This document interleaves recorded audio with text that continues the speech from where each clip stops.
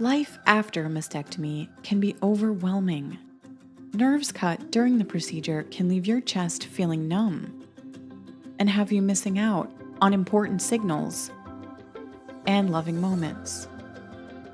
It's frustrating because how your breasts feel to you should be as important as how they look.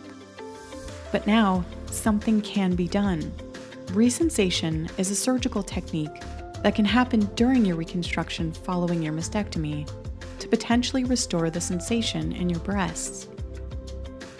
During natural tissue reconstruction surgery, nerves that were cut during your mastectomy are reconnected to the nerves in your newly restored breast using processed allograft nerve tissue that over time becomes part of your body, so you can feel like you again.